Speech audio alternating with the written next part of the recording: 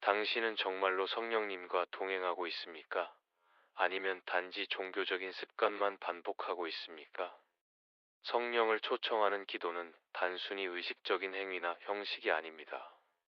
그것은 당신의 영적 삶을 변화시키는 중요한 전환점입니다. 성령님은 우리의 삶을 온전히 변화시키기를 원하시지만, 우리가 그분을 초대하고 환영하지 않는다면 그분의 임재를 경험할 수 없습니다. 성령님은 인격적인 분이시며 억지로 움직이지 않으십니다. 그분은 우리의 마음이 준비되었을 때 우리를 통해 역사하시기를 원하십니다.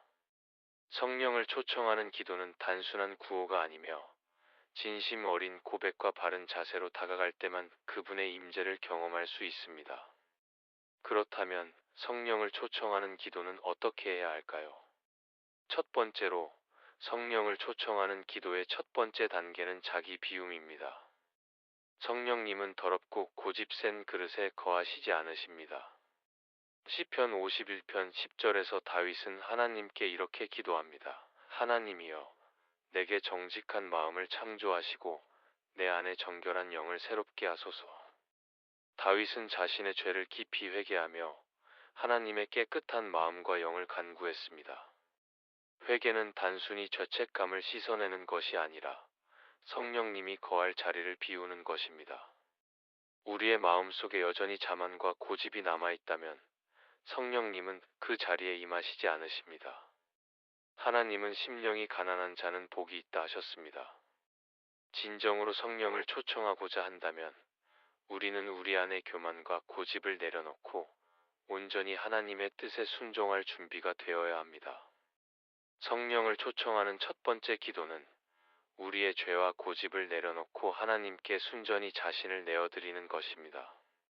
둘째, 성령을 초청하는 기도는 깊은 갈망으로 가득 차야 합니다.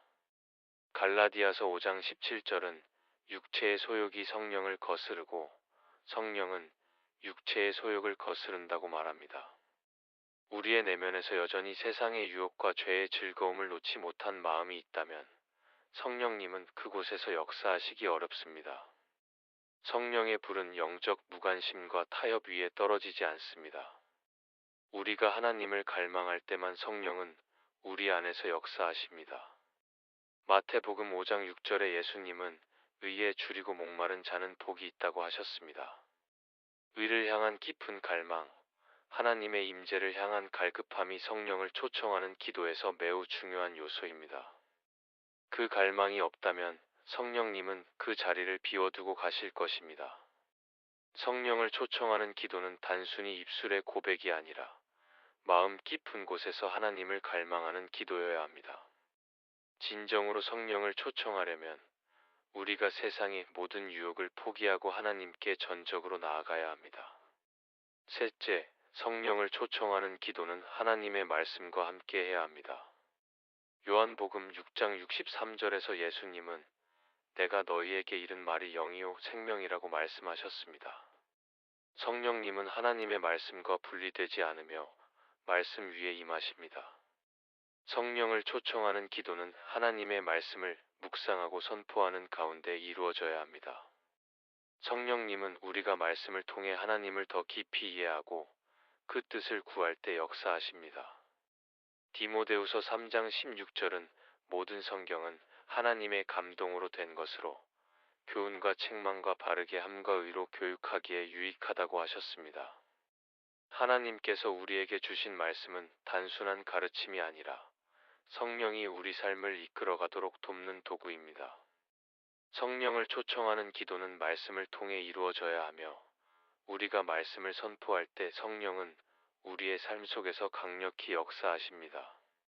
말씀과 함께 성령을 초청하는 기도는 그 힘이 2배로 강력해집니다. 하나님의 말씀을 통해 성령을 초청할 때 그분의 임재는 더욱 확실하고 강력하게 임할 것입니다. 넷째, 성령을 초청하는 기도는 침묵과 기다림이 필요합니다. 오늘날 우리는 너무 많은 말과 소음 속에 살아가고 있습니다. 우리의 기도도 종종 말로 가득 차 있습니다. 그러나 성령은 우리가 침묵할 때, 조용히 기다릴 때 그분의 음성을 듣게 됩니다. 엘리야는 하나님의 음성을 듣기 위해 세미한 소리에 귀를 기울였습니다. 하나님은 큰 바람, 지진, 불 속에 계시지 않았습니다. 그분은 세미한 음성으로 말씀하셨습니다. 오늘날 우리가 하나님 앞에 온전히 집중하고 조용히 기다리는 법을 배울 때 성령은 그 소리를 통해 우리를 인도하십니다. 이사야 30장 15절은 너희가 잠잠하고 신뢰함이 너희의 힘이라고 말합니다. 성령을 초청하는 기도는 성령을 조종하려는 것이 아니라 그분 앞에서 온전히 항복하는 자세입니다. 하나님의 임재를 기다리며 그분의 인도를 신뢰하는 마음으로 성령을 초청해야 합니다. 마지막으로 성령의 초청은 기도 후의 순종으로 완성됩니다. 아무리 뜨겁게 기도했더라도 성령이 감동하실 때 그것을 무시하고 지나간다면 그 임재는 다시 멀어질 수 있습니다. 사도행전 5장 32절에서 사도들은 우리는 성령을 순종하는 자들에게 주셨다고 말합니다. 성령은 순종하는 자들에게 임하십니다. 우리는 기도 후에도 그분의 인도하심을 따르는 삶을 살아야 합니다. 성령을 초청하는 기도는 단순히 말로만 끝나는 것이 아닙니다. 우리의 삶이 그분의 뜻에 따라 움직이도록 마음을 내어드리는 것입니다. 기도 후에 성령의 인도하심을 따르지 않으면 그 임재는 다시 멀어질 수 있습니다. 성령을 초청하는 기도는 우리가 순종하고 그분의 뜻을 따라 행동하는 것에서 완성됩니다. 그분의 뜻에 따라 우리가 변화될 때 성령의 임재는 우리의 삶을 온전히 인도하십니다. 이제 당신은 선택해야 합니다. 기도만 하고 끝낼 것입니까? 아니면 성령께 주도권을 내어드리겠습니까? 성령을 초청하는 진정한 기도는 단순히 기도하는 것이 아니라 그 기도가 당신의 삶을 실제로 변화시키는 것입니다. 성령님은 언제나 준비되어 계십니다. 문제는 우리가 그분을 초대하고 그분의 인도하심을 따를 준비가 되어 있느냐 하는 것입니다. 오늘 그 기도를 드리십시오. 그리고 성령께 당신의 삶을 온전히 맡기십시오. 그분의 임재는 당신을 변화시킬 것입니다.